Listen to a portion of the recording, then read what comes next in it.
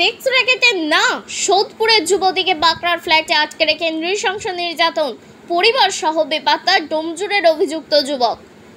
কাজের টোপ দিয়ে সেক্স র্যাকেটে নামানোর চেষ্টা, মানতে না চাওয়ায় শুরু হয় তালিবানি নৃশংসতা।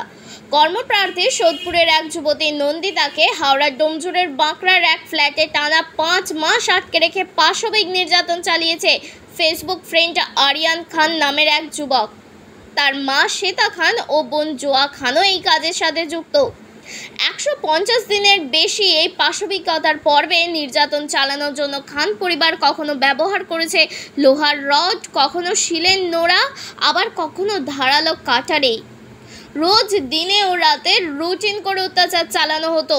ওই যুবতীর শরীরের এমন কোনো অংশ বাকি নেই যেখানে নৃশংস অত্যাচারের চিহ্ন ছিল না। চুল কাটা, দাঁত ভাঙা, গোপনাঙ্গ ক্ষতবিক্ষত, গোটা শরীর আঘাতে জর্জরিত। খান পরিবারের হুমকি দিয়েছিল এবারের বকরি ঈদে কুরবানির পশু হবে নন্দিতাই। অত্যাচার, মারধর আর সন্ত্রস্ত এহেন জীবনযাত্রার মাঝেই সুযোগ মেলে গত শুক্রবার অর্থাৎ 6 জুন ভোরে। গোটা খান পরিবার তখন ঘুমন্ত।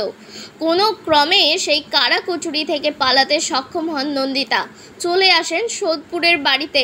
গুরুতর জখম অবস্থায় তাকে ভর্তি করা হয়েছে কামারহাটির সাগর দত্ত মেডিকেল কলেজে।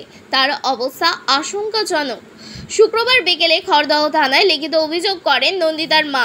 যৌথভাবে তদন্ত শুরু করেছে খড়দহ এবং ডোমজুড় থানার পুলিশ। পলাতক গোটা খান পরিবার। নন্দিতার বিষয়টি সামনে আসা মাত্রই তালিবানি নৃশংসতার সঙ্গে যুক্তদের অবিলম্বে আইনের হেফাজতে নিয়ে কড়া শাস্তি দেওয়ার দাবি তুলেছে সমাজের বিভিন্ন স্তরের মানুষ। পুলিশ সূত্রে জানা গিয়েছে, ইভেন্ট ম্যানেজমেন্ট সংস্থায় কাজ করতেন নন্দিতা। সেই সূত্রেই ফেসবুকে তার সঙ্গে পরিচয় হয় বাঁকড়া যুবক আরিয়ান খানের সঙ্গে। নন্দিতাকে ভালো কাজে টোপ দিয়ে আরিয়ান। এরপর গত বছরের শেষ দিন অর্থাৎ 31শে ডিসেম্বর নন্দিতাকে নিজের ফ্ল্যাটে নিয়ে যায় সে। প্রস্তাব দেয়া হয় পানশালায় কাজ করার জন্য। একই সঙ্গে সেক্স র্যাকেটে যুক্ত হওয়ারও প্রস্তাব দেয়া হয়। আপত্তি জানান নন্দিতা। ওই ফ্ল্যাটে আটকে রেখে সেই দিন থেকেই শুরু হয় তালিবানি কায়দায় অত্যাচার। যুবতীর অভিযোগ, তাকে দিনের পর দিন অভুক্ত অবস্থায় ঘরে আটকে রাখা হয়েছিল। লোহার রড দিয়ে মেরে হাত পা ভেঙে দেওয়া হয়, ভাঙা হয় দাঁতও, চুল কেটে নেওয়া হয়। আরিয়ানের মা শ্বেতা খান ও বোন জোয়া খান গোপনাঙ্গে কাটারি দিয়ে আঘাত করে। খড়দহ থানার পুলিশ জানিয়েছে, নির্যাতিতা যুবতীর বক্তব্যের ভিডিওগ্রাফি করা হয়েছে। তবে ঘটনাস্থল যেহেতু ডোমজুড়ে, তাই সমস্ত নথি খড়দহ থেকে ডোমজুড় থানায় পাঠিয়ে দেওয়া হয়েছে। ডোমজুড় থানা তদন্ত শুরু করেছে, তবে অভিযুক্তরা পালিয়ে গিয়েছে।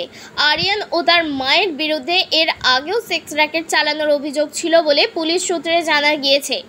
তারা গ্রেপ্তারও হয়েছিল। Bureau report, JBP news Bangla.